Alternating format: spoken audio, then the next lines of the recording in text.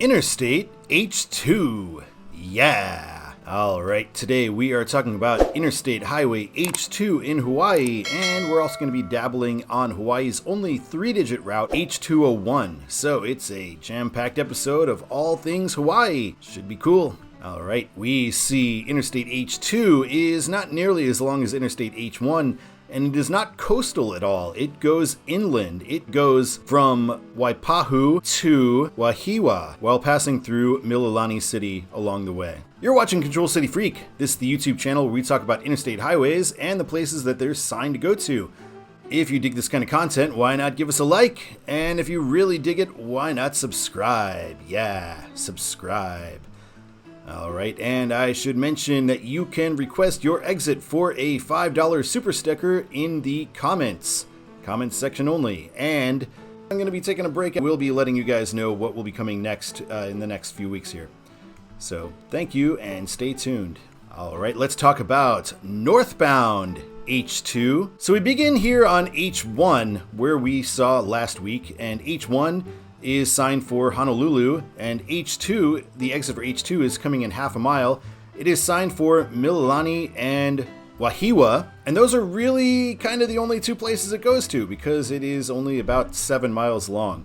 Here's where our actual split's going to be. It's going to be a left exit out of eastbound H1, and again, H1 goes east and west, H2 goes north and south.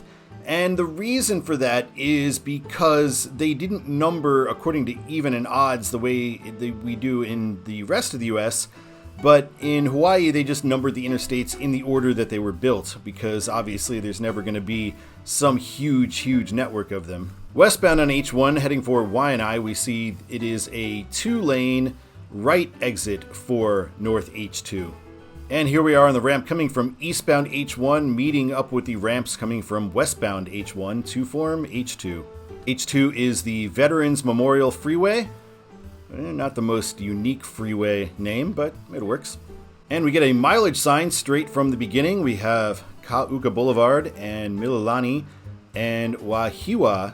Then we get another mileage sign for Wheeler Air Force Base and Schofield Barracks coming up. Here's our first exit for Ka'uka Boulevard.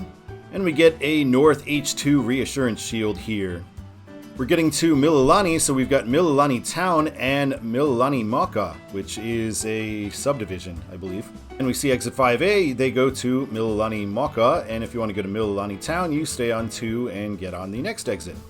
Now we're getting a pull through for North H2 for Wahiawa and the Schofield Barracks. I do apologize if I'm pronouncing any of these things wrong. I imagine I probably am.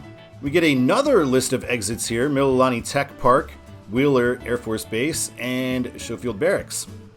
And State Highway 99 North goes to Mililani Tech Park and to Wheeler.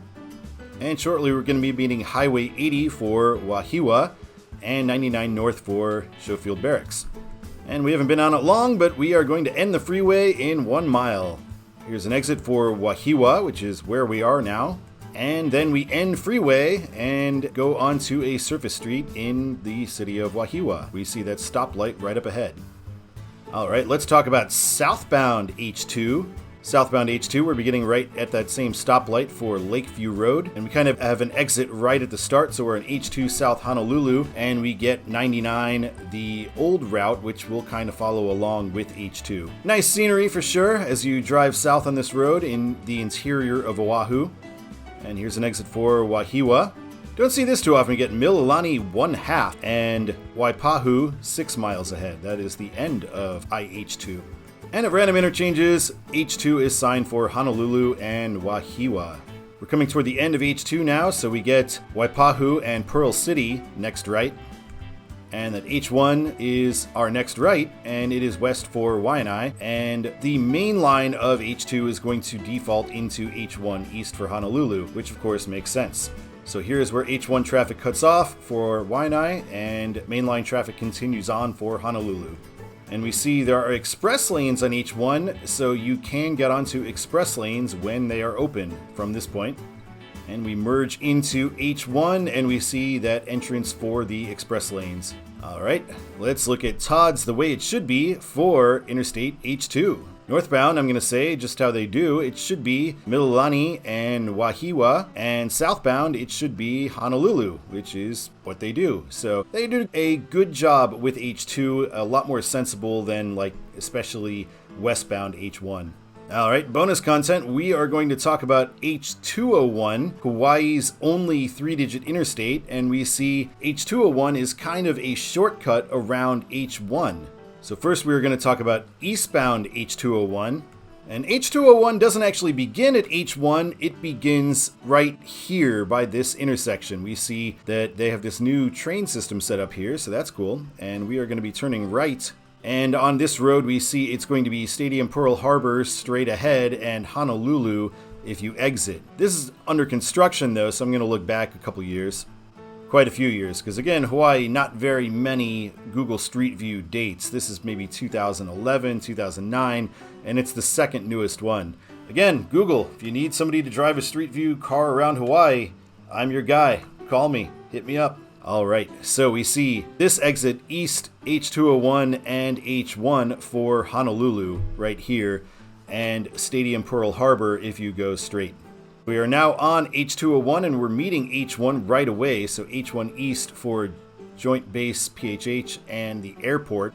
We pass right by Aloha Stadium here on H201, and here is our exit for H1 East, and we also have an option to go H3 for Kaneohe and the stadium, follow that exit, and we get Highway 78 East Honolulu. So no signage for H201 all of a sudden, kind of weird. I feel like they should have H201 there instead of that Hawaii 78 sign.